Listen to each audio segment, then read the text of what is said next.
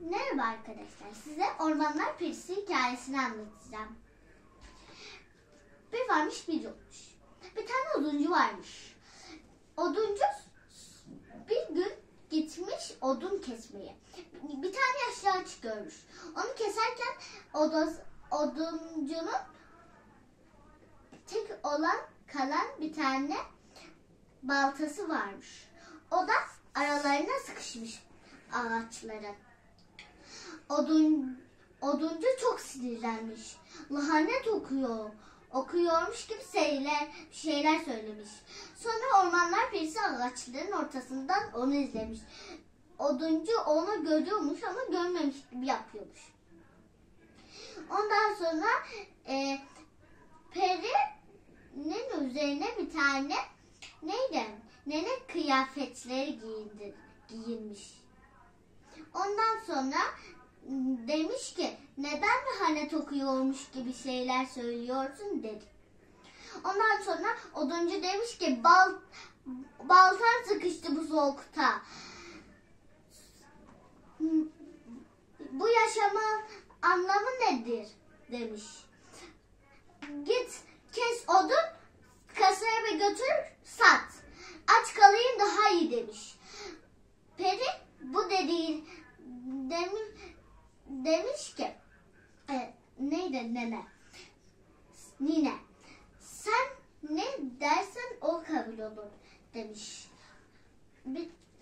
Oduncu da söylemiş ki ne dokunsam dökülse daha iyi olur dedi.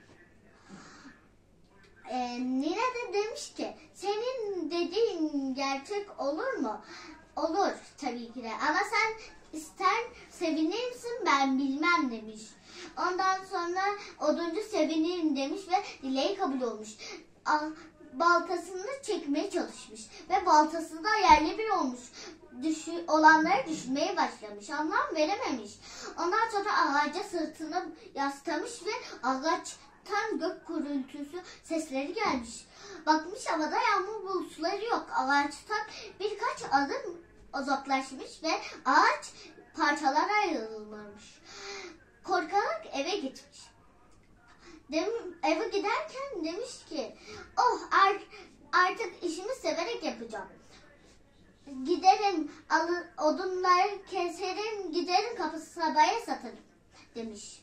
Ondan sonra gitmiş kasabaya satmış. Evinin ihtiyaçlarında o yarım kalan odunlarla yapıyormuş işini. Ondan sonra odunları koymuş, yakmış, işini yapmış, yemek yemek istemiş, sandalyeye dokunmuş, sandalyeye tuz buz olmuş, diğer sandalyeye dokunmuş, yerde tuz buz olmuş, masaya dokunmuş, masada tuz buz olmuş. Yemek istediği şeyler sürekli tuz buz oluyormuş. Odasına gitmek istemiş. Odasına gittiğinde ders çalışma masada tuz buz olmuş. Yatağına uzanmış, ayağı da ahşap kenarına değiyormuş. O da tuz buz olmuş. Yerden kalkmış, duvara yaslanmış. Duvardan dökülmüş ve tuz buz olmuş. Adam soğuktan korunmak için battaniye sıcak tutmak için şeyler yapıyordu. Bir şeyler arıyordu. Ondan sonra tek kalacağı yer ahırdı. Ahırda kalabilirdi. Çünkü ahır bir demirden yapılmıştı ve kırılmazdı. Ondan sonra gitmiş orada yatmış. Sabah olunca periyi aramış demiş ki Nine neredesin? Nine yardım et demiş. Ormanlar Perisi demiş ki beni mi çağırdın? Demiş ki Nine nerede neyse sen bana yardım eder misin? Ne olur beni eski halime döndür. İşimi severek yapacağım demiş. Ondan sonra peri eski haline döndürmüş. Demiş ki her şey eskisi gibi olacak. İşini severek yaparsan bunlar eskisi gibi olacak demiş. Ve demiş ki söz veriyorum işimi severek yapacağım demiş. Ondan sonra dileğini kabul etmiş. Ve artık severek işini yapmış. Şarkılar söylemiş yaparken diğer tanıdığı oduncular neden bu kadar iyi böyle sevinçli olduğunun kaynağını bilmiyormuş ve masal da burada bitti. Lütfen kanalıma abone olun. Güle güle.